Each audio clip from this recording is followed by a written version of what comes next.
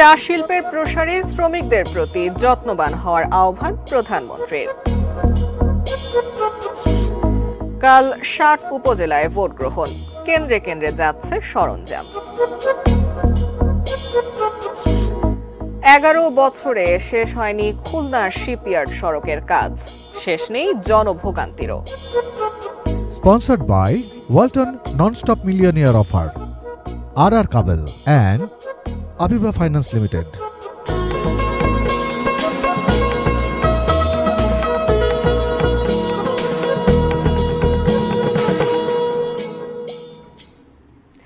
দেখছেন ATN news. সারা দেশের সবশেষ খবরাখবর নিয়ে আমাদের প্রতিদিনকার আয়োজন দেশের খবরে আপনাদের সাথে আছি আমি জাকিয়া জাবের। সংবাদ শিরোনামগুলো শুনছিলেন, এবারে জানাবো বিস্তারিত খবর। চা শ্রমিকদের প্রতি যত্নবান হতে চা বাগানের মালিকদের প্রতি আহ্বান জানিয়েছেন প্রধানমন্ত্রী শেখ হাসিনা। সকালে জাতীয় চা দিবসের অনুষ্ঠানে তিনি চা নিয়ে গবেষণা ও বহুমুখী চা উৎপাদনের জন্য আহ্বান জানান। রেজন ফয়েজের রিপোর্ট। মা, আপনাকে কাছে পাইয়া আমরা সবাই খুব ধন্য হলাম। প্রধানমন্ত্রীর সাথে চট্টগ্রামের কোনো এক চা বাগান থেকে আসা এই চা শ্রমিকের এমন আলাপ জাতীয় চা দিবসের অনুষ্ঠানে। আমি ভালো মতো শুদ্ধ করে কথা বলতে পারি না, আমাকে ক্ষমা করে দাও। বলতে পারি না। পরে প্রধানমন্ত্রীও বলেছেন এই চা শ্রমিকদের সাথে তার আত্মার সম্পর্ক। এই যে জাতির পিতা বঙ্গবন্ধু শেখ মুজিব তাদের জন্য যা করে গেছেন তারা কিন্তু কোনোদিন তা ভোলেনি। সবসময় সেই কথাটা তারা বংশ পরম্পরায় স্মরণ রাখে। এটাই হচ্ছে সব থেকে বড় কথা। কারণ আমি এই শ্রীমঙ্গলে গিয়েছি, সেখানে আমি কয়েকদিন থেকেছি ও তাদের সঙ্গে মিশেছি। কাজেই সবসময় আমাদের সাথে মনে হয় যেন একটা আত্মার সম্পর্ক আমাদের শ্রমিকদের সাথে আছে। এই যে আমার হাতের মালাটা দেখেন, এটা কিন্তু চা শ্রমিকরা আমাকে উপহার দিয়েছে। আমি এটা মাঝে মাঝে পড়ি, আবার খুব সযত্নে রেখে দিই।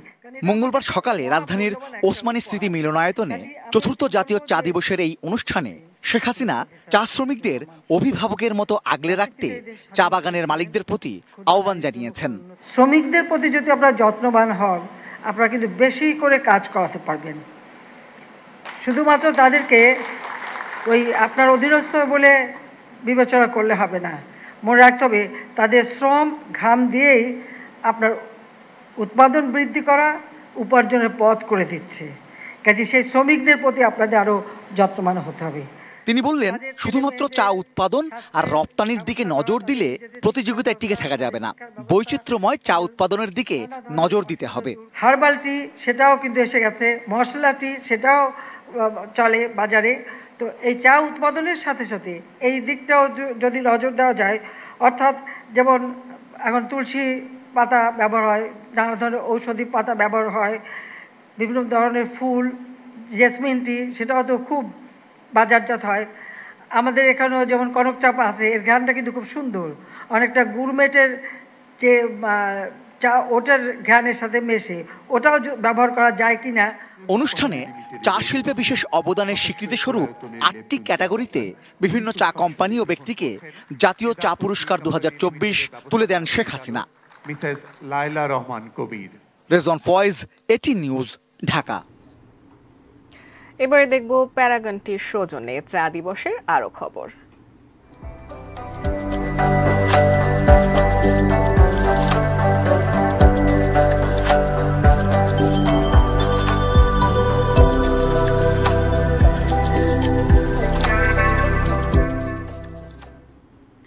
দেশে চতুর্থবারের মতো পালিত হচ্ছে জাতীয় চা দিবস। এবারের প্রতিপাদ্য স্মার্ট বাংলাদেশের সংকল্প, রপ্তানিমুখী চা শিল্প। গত ২ দশকেরও বেশি সময়ের ব্যবধানে দেশে চায়ের উৎপাদন বেড়ে প্রায় দ্বিগুণ হয়েছে, কিন্তু চা রপ্তানির পরিমাণ কমেছে অনেকাংশেই। শিল্প সংশ্লিষ্টরা বলছেন, চা শিল্পকে আরও এগিয়ে নিতে নজর দিতে হবে মান উন্নয়নে, একই সঙ্গে সমন্বয় সাধন করতে হবে বাজার এবং উৎপাদনে। উঁচু নিচু পাহাড়ের বুকে সারি সারি চা বাগান, সবুজের নিসর্গ ভরা এর দৃশ্য আকৃষ্ট করলেও চা গাছের সব পাতা কিন্তু লাগে না চা উৎপাদনে। শুধু 2 পাতা 1 কুড়িতেই হয় কোয়ালিটি চা। দেশে বর্তমানে 168টি বড় আর প্রায় 8000 ছোট চা বাগান রয়েছে। টেকসই উন্নয়নের পথে হাঁটা এ শিল্প অতীতের সব রেকর্ড ভেঙে 2023-এ উৎপাদন করেছে 102.92 মিলিয়ন কেজি চা। রপ্তানি হয়েছে 1.04 মিলিয়ন কেজি। দেশের বাজারে চাহিদা বাড়লেও আন্তর্জাতিক বাজারে পিছিয়ে এ শিল্প। বিদেশের বাজার ধরতে আন্তর্জাতিক মেলায় অংশগ্রহণের পাশাপাশি চাহিদা অনুযায়ী চা তৈরিতে মনোযোগী হওয়া প্রয়োজন বলছেন শিল্প সংশ্লিষ্টরা। ফুড সেক্টরে কিন্তু অনেক বেশি রপ্তানিতে আমরা কিন্তু অনেকখানি এগিয়ে গেছি। সেই জায়গা থেকে চায়ের দিক থেকে আমরা কিন্তু অনেক বেশি পিছিয়ে আছি, যে আমরা প্রতি বছর ইপিবির মাধ্যমে গালফ ফুড ফেয়ারে পার্টিসিপেট করি। তো সেখানে আসলে চায়ের কোনো স্টল বা কোনো কিছু আসলে আমাদের সাথে পার্টিসিপেট করে না। তো সেই জায়গাতে আসলে আমাদের কাজ করার আছে। তবে পরিমাণ নয়, ভালো মানের চা নিয়ে কাজ করার এখনই সময় বলছেন প্যারাগন গ্রুপের টি প্ল্যান্টার মঞ্জুর এলাহি। মান উন্নয়নের জন্য এখন বাগানগুলো আপ্রাণ চেষ্টা করছে, কিন্তু সেখানে যে সমস্ত চ্যালেঞ্জগুলো রয়েছে সেই চ্যালেঞ্জগুলো টি বোর্ড এবং সরকার এবং অন্যান্য স্টেক হোল্ডার সবাই সমন্বয় করে আলোচনার মাধ্যমে এটার ব্যবস্থা করা উচিত। তাহলেই মান উন্নয়ন হবে এবং চায়ের উৎপাদন সঠিক মাত্রায় হয়ে সঠিক মূল্য পাওয়া যাবে। এ শিল্পের সুযোগ এবং সম্ভাবনা বিবেচনায় নিয়েই দক্ষ কর্মী গড়ে তোলার ওপরও জোর দিলেন তিনি। এক্সপোর্টটাকে আরও প্রমোট করার ব্যবস্থা করা উচিত। বিশেষ করে বাংলাদেশি যে সমস্ত মিশনগুলো রয়েছে তাদের একটা বিরাট ভূমিকা আছে, কারণ একসময় বাংলাদেশ থেকে চা এক্সপোর্ট ভালো মতোই হতো। সেজন্য ওই স্কোপটা রয়ে গেছে এবং তাদের কাছে ওই ফুটপ্রিন্ট আছে। তারা এটা চেষ্টা করলেই আমার মনে হয় এক্সপোর্ট আরও বাড়বে। যুক্তরাষ্ট্রের সাময়িকী ন্যাশনাল টুডের তথ্য বলছে প্রতি সেকেন্ডে 25,000 কাপ চা পান করা হয়। দিন হিসেবে যার সংখ্যা 2 বিলিয়ন কাপেরও বেশি। কিশোর জাহান, এটিএন নিউজ, ঢাকা। দেশের খবরে নিচ্ছি ছোট্ট একটি বিরতি, আমাদের সাথেই থাকুন।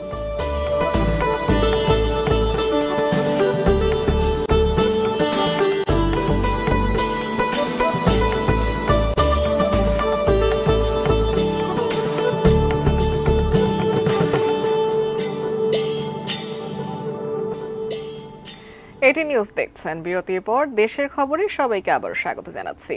জানাবো তৃতীয় দফা উপজেলা নির্বাচনের খবর।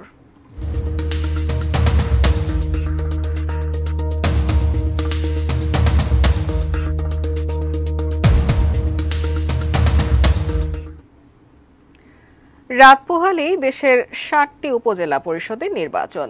চতুর্থ ধাপে ভোট গ্রহণের আনুষ্ঠানিক প্রস্তুতি এরই মধ্যে শেষ করেছে নির্বাচন কমিশন। কেন্দ্রে কেন্দ্রে পাঠানো হচ্ছে নির্বাচনী সরঞ্জাম। বুধবার দেশের 27 জেলার 7টি উপজেলায় সকাল 8টা থেকে বিকেল 4টা পর্যন্ত চলবে ভোট গ্রহণ। চেয়ারম্যান পদে 251 জন, ভাইস চেয়ারম্যান পদে 265 জন ও মহিলা ভাইস চেয়ারম্যান পদে 205 জন প্রার্থী রয়েছেন। 5144টি ভোট কেন্দ্রে 1,43,57,820 জন ভোটার ভোট দেবেন। নির্বাচন উপলক্ষে উপজেলাগুলোতে সাধারণ ছুটি ঘোষণা করা হয়েছে। চতুর্থ ধাপে 60 উপজেলার মধ্যে 6টিতে ইভিএমে এবং 54টি উপজেলায় ব্যালট পেপারে ভোট গ্রহণ করা হবে। নির্বাচনে দুর্গম এলাকার 197টি কেন্দ্রে আগের দিন আর ভোটের দিন সকালে ব্যালট পেপার পাঠানো হবে 4947টি কেন্দ্রে। নির্বাচন কমিশনের সিদ্ধান্ত অনুযায়ী এবারের নির্বাচনে ভোট কেন্দ্রগুলোতে আইন শৃঙ্খলা রক্ষাকারী বাহিনী 17 থেকে 18 জন সদস্য থাকবেন। এবার প্রতিটি ইউনিয়নে একজন করে নির্বাহী ম্যাজিস্ট্রেট থাকছেন। প্রতিটি উপজেলায়ও একজন নির্বাহী ম্যাজিস্ট্রেট থাকবেন। অবাধ, সুষ্ঠু ও শান্তিপূর্ণভাবে নির্বাচন অনুষ্ঠানের লক্ষ্যে সারা দেশে 175 প্লাটুন বিজেপি সদস্য মোতায়েন করা হয়েছে। আগামী 7 জুন পর্যন্ত নির্বাচনী এলাকায় তারা মোবাইল ও স্ট্রাইকিং ফোর্স হিসেবে কাজ করবে।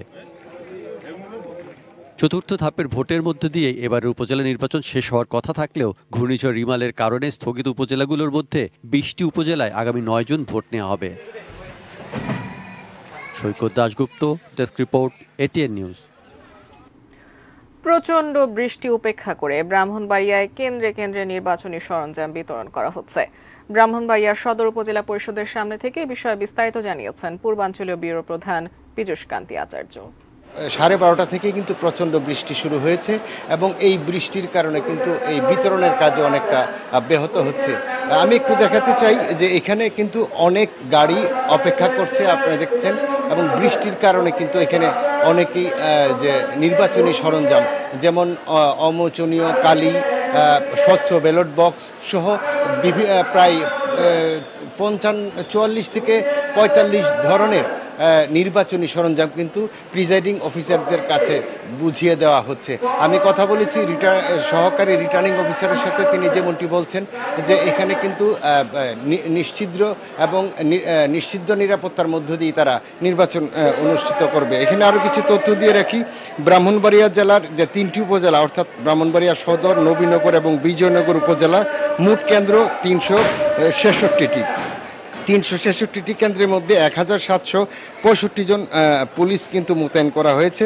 নির্বাহী ম্যাজিস্ট্রেট দায়িত্ব পালন করবে 55 জন এবং জুডিশিয়াল ম্যাজিস্ট্রেট দায়িত্ব পালন করবেন 3 উপজেলায় 3 জন। মোট 19 জন চেয়ারম্যান, 25 জন ভাইস চেয়ারম্যান এবং 12 জন মহিলা ভাইস চেয়ারম্যান প্রার্থী কিন্তু 3 উপজেলায় প্রতিদ্বন্দ্বিতা করছেন এবং থাকছে 5472 জন আনসার সদস্য। এবং আমরা যতটুকু জানতে পেরেছি যে রিটার্নিং অফিসারের কার্যালয় থেকে বলা হয়েছে নিরাপদে এবং সুষ্ঠুভাবে নির্বাচন করতে যা যা করা দরকার তারা কিন্তু তাই করেছে। ভৈরব উপজেলা পরিষদ চত্বর থেকে নির্বাচনের প্রস্তুতির কথা জানিয়েছেন ভৈরব প্রতিনিধি তুহিন মোল্লা। এই নির্বাচনকে ঘিরে প্রশাসনের ব্যাপক প্রস্তুতি চলছে। কেন্দ্রে কেন্দ্রে ভোটার সরঞ্জাম পাঠানো হচ্ছে। বিশেষ করে এই নির্বাচনকে অবাধ এবং সুষ্ঠু ও নিরপেক্ষ করার জন্য প্রশাসন 4 স্তরে নিরাপত্তার ব্যবস্থা করেছে। র্যাব, পুলিশ, বিজেপি এবং আনসার। 7টি ইউনিয়ন নিয়ে ভৈরব উপজেলা, প্রতিটি ইউনিয়নে একটি করে মোবাইল কোর্ট রয়েছে। এই উপজেলায় সর্বমোট ভোটার সংখ্যা 2,43,405টি এবং এর মধ্যে পুরুষ ভোটার রয়েছেন 1,42,402টি এবং মহিলা ভোটার রয়েছেন 1,16,506টি এবং তৃতীয় লিঙ্গের ভোট রয়েছেন 1টি। দেশের খবরে আবারও একটি বিরতি নিচ্ছি, এরপর আরো যা থাকছে। নামতে শুরু করেছে পানি, সিলেটে বন্যা পরিস্থিতির উন্নতি।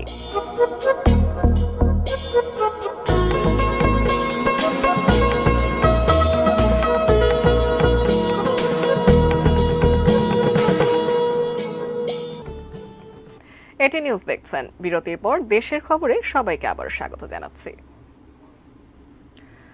4 বার সময় ও ব্যয় 160 কোটি টাকা বরাদ্দ বাড়িয়েও শেষ হয়নি খুলনার শিপইয়ার্ড সড়ক উন্নয়ন প্রকল্পের কাজ, বরং অর্ধসমাপ্ত রাস্তাটি পরিণত হয়েছে ধুলো, ময়লা আর খানাখন্দের ভোগান্তির পথে।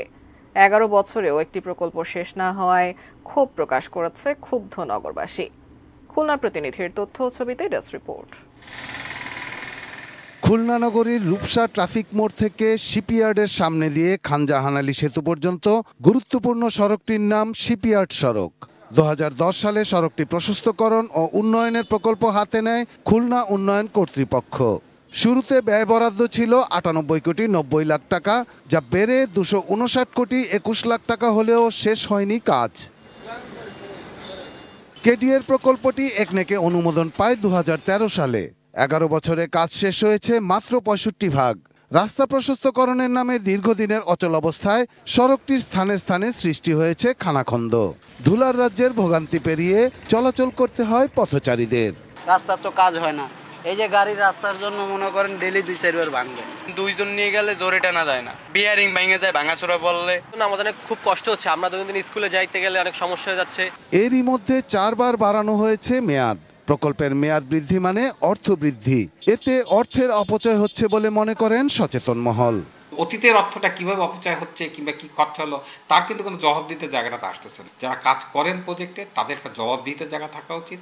তাদের যারা হায়ারার্কি থাকে তাদের ওই জবাবদিহি নেওয়ার একটা মানসিকতা থাকা উচিত। তবে অজুহাতের শেষ নেই খুলনা উন্নয়ন কর্তৃপক্ষের। তারা বলছেন করোনা, জমি অধিগ্রহণ জটিলতায় সড়কের কাজে ধীর গতি।